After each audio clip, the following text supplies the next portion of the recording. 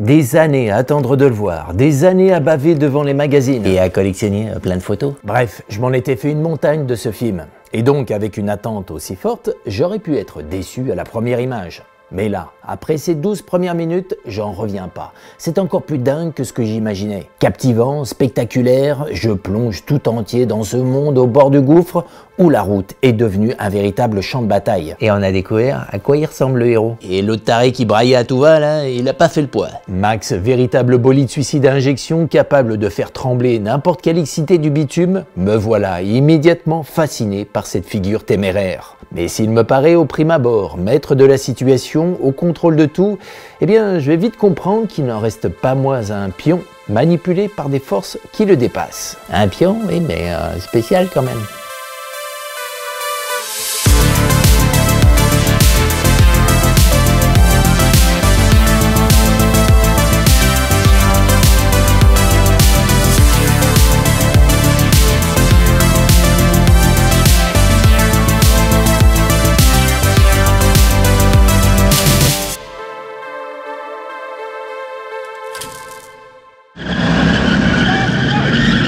Les pneus brûlent le macadam, les bolides emportent tout sur leur passage. Et dans cette frénésie, c'est contre le mur de la mort qu'on vient se heurter. Et oui, ici, loin d'être un ruban de liberté infinie, la route est un couloir aussi mortifère que sans issue. Hey Max! Et on a vu que quand tous les flics sont mis hors jeu, c'est Max qui prend la relève. Et par une mise en scène ingénieuse qui a pris soin de le fusionner avec son bolide, il nous est apparu comme un monstre mécanique, froid, insensible, aussi impitoyable qu'implacable. Mais lorsque son adversaire trouve une fin tragique, quelle surprise de le découvrir empreint d'une émotion. Comme si cette explosion de chair et de métal lui faisait prendre conscience d'un monde parti en roue libre, à moins qu'il n'y ait vu le reflet de sa propre folie. Dans tous les cas, on sent là les premiers signes d'une ambivalence chez lui, d'une dualité qui, vous allez voir, va vite se confirmer. La nuit, une maison isolée, une musique langoureuse au saxophone, et on retrouve Max débarrassé de son costume de flic, sirotant une bière. Avec un bébé sur la table, le sien sans doute, il contemple quelque chose hors champ. Cut, et on comprend que la musique qu'on entendait jusque maintenant est diégétique. Ah oui, alors que je vous explique ce que c'est qu'une musique diégétique.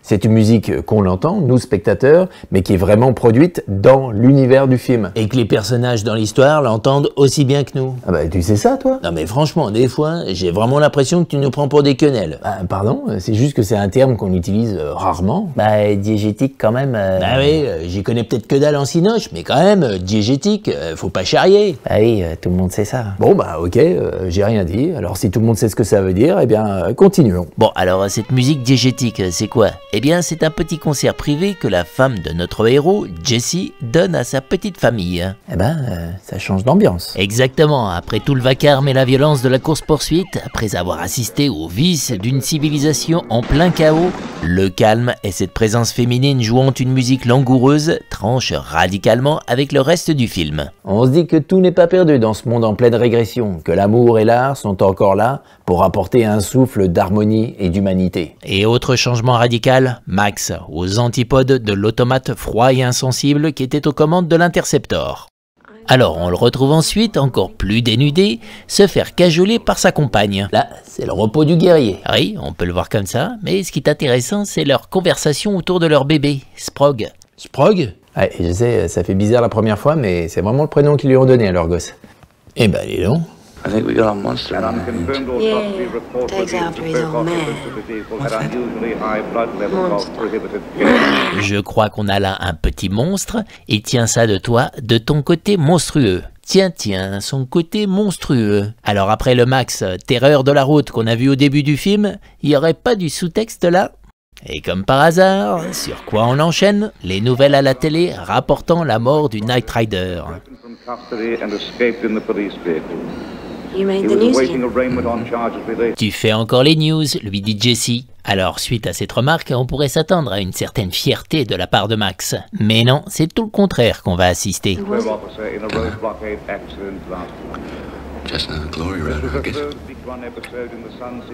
Ah, là, on sent qu'il y a un truc qui le chiffonne. En lui demandant qui était cet homme, on sent en effet que Jessie vient d'appuyer là où ça titille.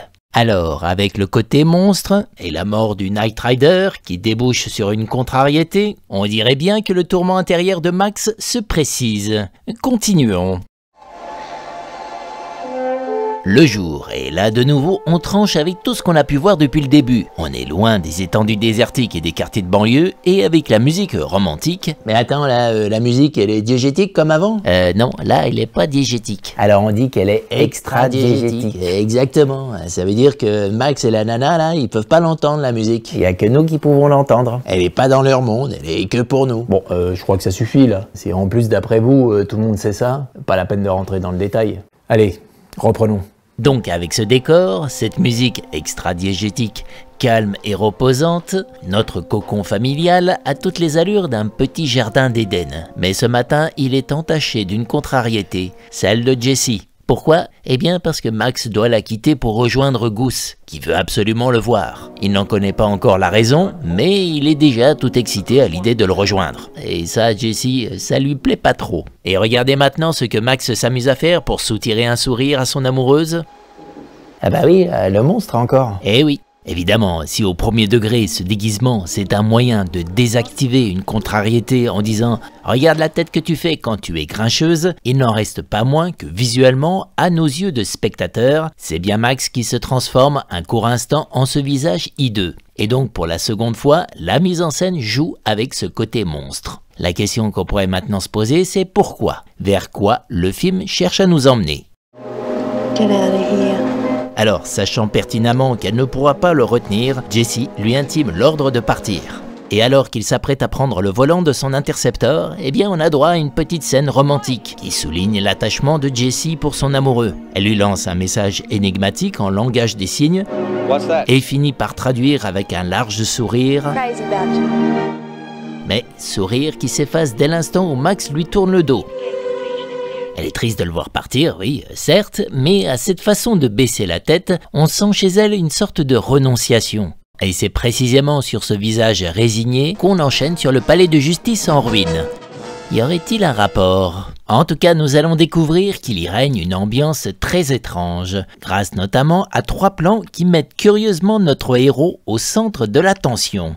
On commence avec ce plan en plongée, Max tout seul au milieu de la cour. Une cible parfaite, diront certains. Puis cut, on se retrouve soudainement très proche de lui. Il jongle avec des pommes et tout d'un coup, un klaxon le surprend. Quelqu'un arrive hors champ. Un petit moment de surprise avant de le voir s'enfiler la pomme entière dans la bouche, geste qui nous indique qu'il se sent en confiance avec cette personne. Et c'est seulement à ce moment précis qu'on passe à un plan large, pour découvrir qu'il s'agit en fait de Goose sur sa moto. Ah, et là, il a la jambe dans le plâtre, là, à cause de la glissade au début. Alors oui, certes, il a la jambe dans le plâtre à cause de l'accident, mais regardez, il s'amuse à faire un cercle autour de Max. Étrange. Et notez au passage que la séquence baigne au son de la voix de cette opératrice qui énumère les sanctions auxquelles tout policier contrevenant se verra exposé. Que par exemple le trafic de carburant sera... Attends, la voix là, elle est diégétique ou extra-diégétique? Bah oui, mais c'est important. Bon bah oui, elle est diégétique, elle résonne clairement dans la cour. Et donc, comme je disais, on entend que le trafic de carburant sera sévèrement puni, tout comme le remorquage pirate. Et là, ça fait un peu court de récré, hein. Ah oui, avec cette liste de faites pas ci, faites pas ça, il y a un côté très infantilisant. Mais pour en arriver là, c'est qu'il doit y avoir beaucoup d'enfants terribles, comme Rouple par exemple, dans les couloirs de cette institution. Bon, mais continuons. On passe à l'abri de regard dans le secret d'un sous-sol. Et là, on comprend pourquoi Goose a fait venir Max. C'était pour lui présenter un nouveau petit joujou mécanique. Alors attention, allumage. Et la réaction de Max est radicale.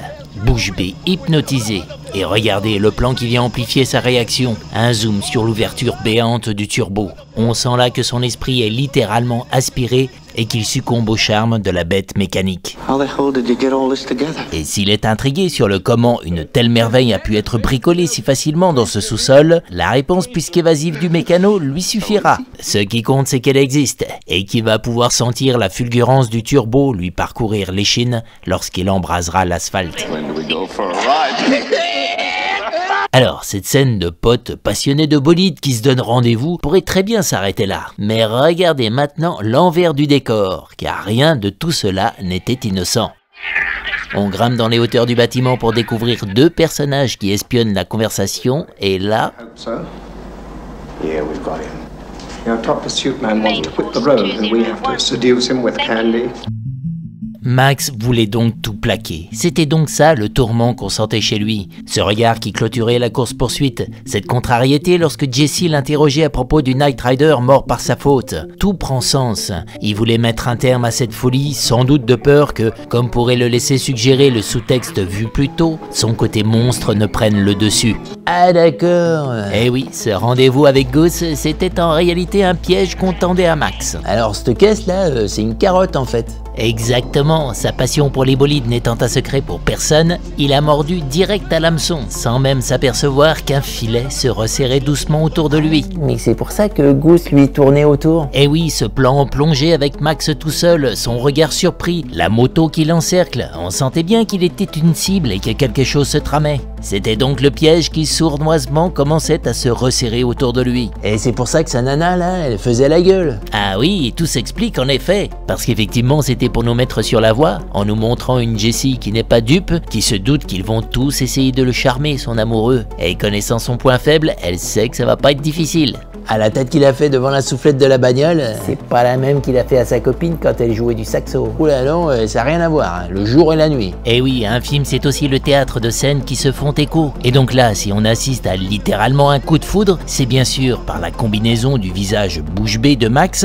et de ce zoom sur ce turbo, mais c'est aussi parce que cet instant résonne avec cette scène vue quelques minutes plus tôt. Un Max spectateur, le saxophone de Jesse ayant laissé place au pot d'échappement et au turbo du bolide, et que la réaction de notre héros devant leur chant fait contraste. Et quand elle lui fait des signes et tout là, ça aussi c'est... Ça aussi c'est de l'écho, oui, et bien subtil. Si certains n'y voient qu'une scène superflue qui n'apporte pas grand chose au film, eh bien ils ont tort, car il faudrait être aveugle pour ne pas sentir qu'on rejoue d'une certaine façon la même scène ici.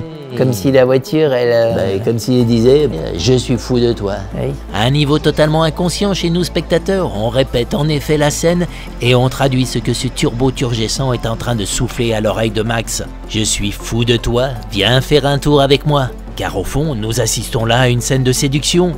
Parce que nous l'avons bien compris, cette voiture est uniquement là pour séduire Max. C'est le chant des sirènes que ses supérieurs ont mis en place pour le charmer.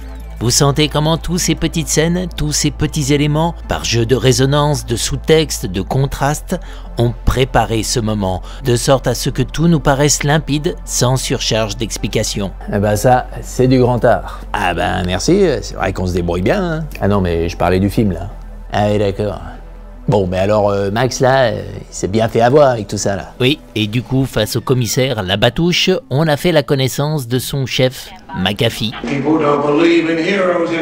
Un grand gaillard idéaliste qui rêve de voir revenir des figures héroïques dans un monde qui en manque cruellement. Et la scène se termine par cette vue plongeante sur Max qui fait écho à quel plan? Eh ben au début, hein, quand il jouait avec ses pommes. Sauf que là, il retourne dans sa caisse, excité comme un gosse. Et de ce fait, on comprend donc que depuis le début, tout ça n'était qu'un piège, et par la composition de l'image qui enferme Max dans l'encadrement de la fenêtre, on sent qu'il a sauté à pieds joints dans le filet.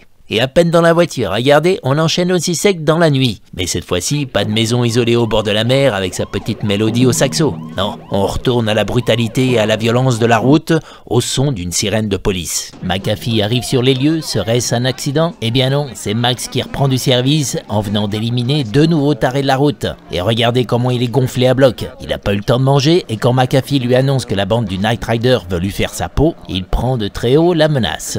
Et là, son chef est aux anges, il vient de retrouver son héros. Jesse l'avait bien senti, il finirait bien par le séduire, son Max. Perdre son humanité au volant de l'Interceptor et ne devenir qu'un monstre mécanique, voilà donc ce qui tourmentait Max.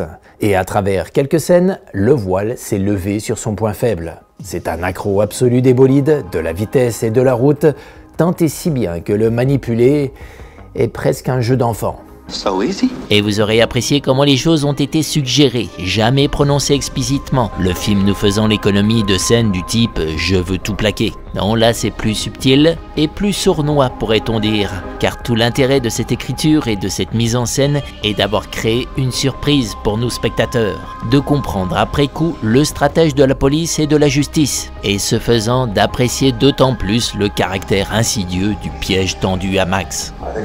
Et on a senti que dans ses hauteurs, dans ce qui ressemble fort à des toilettes, il s'est joué quelque chose de crasseux. Et c'est tout le cynisme d'une justice en décalage complet avec la réalité qui nous a sauté à la figure. Ce haut fonctionnaire sombre et défaitiste qui regrette d'avoir dépensé son argent dans cette affaire, qui s'en va avec un casque d'escrime en lançant un...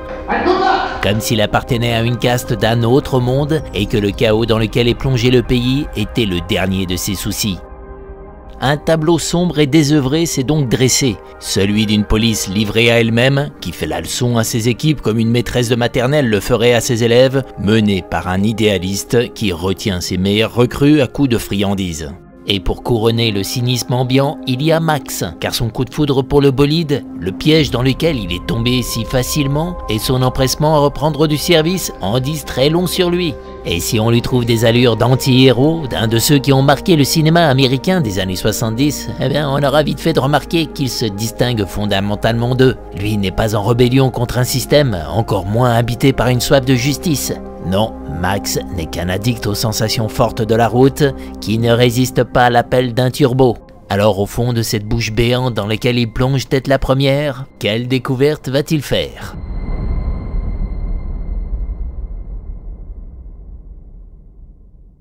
Rendez-vous au prochain épisode où l'on parlera d'un nouveau personnage, assez brutal et cruel. D'ici là, abonnez-vous, commentez et si vous voulez soutenir la chaîne, partagez la vidéo et si vous voulez la soutenir financièrement, 2 liens sont à votre disposition dans la description, PayPal et Tipeee.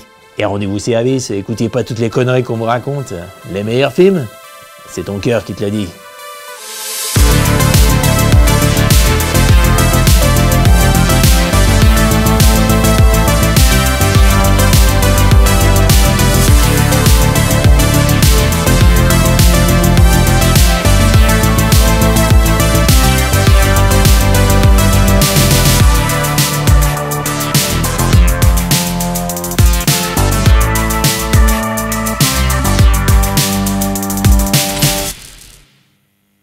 Bon alors vous êtes vraiment persuadé que tout le monde connaît ce terme? Et diégétique quand même. Bah moi, franchement, je doute. Ah non, mais tu vas pas recommencer avec ça. Tu crois que t'as le monopole sur les mots savants? Laisse-en un peu pour les autres.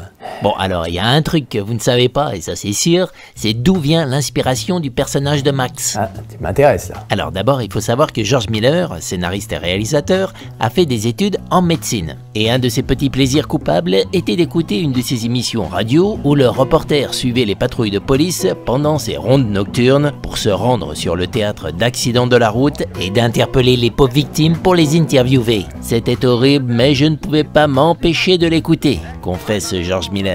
Et donc un soir, une de ses émissions a viré au récit morbide et lui a fait un drôle d'effet, car Neil Thompson, le reporter, fait une affreuse découverte en arrivant sur les lieux de l'accident. La victime qu'on emmène à la morgue n'est autre que son propre fils. Bah dis donc, ton histoire, elle fout le cafard. C'est alors que j'ai eu l'idée d'une histoire d'un type insensible à la violence environnante jusqu'au jour où quelque chose de tragique arrive à un de ses proches. Mais alors, c'est pas fini, l'autre déclic arrive au service des urgences où il travaillait le week-end. Là encore, des victimes de la voiture. Je me souviens avoir rencontré un homme dont l'enfant avait été tué et la femme réduite à l'état de légume. J'ai donc rapproché mentalement cet homme et ce journaliste. J'ai pensé à un personnage de flic. Et c'est donc ainsi qu'est né Mad Max. Eh bien effectivement, ça je savais pas. Et vous entendez là? Quoi? Bah la musique. Bah oui. Oui. Ah, bah alors ça veut dire qu'elle est diégétique. Bah non, elle est pas diégétique, elle est extra-diégétique. Où c'est que tu vois un transistor ou un tourne-disque ici? Elle est pas de ce monde. Bah pourquoi tu l'entends? Quoi? Si elle est extra-diégétique, pourquoi tu l'entends? Hein? Eh oui, c'est ce que j'allais dire. Si elle vient pas d'ici, là, d'où qu'elle vient cette musique? Bah dans notre tête. Elle serait extra-diégétique de la pièce, mais diégétique dans notre tête? Ah oui, diégétique dans la tête. Par contre, je sais pas si c'est rassurant ça.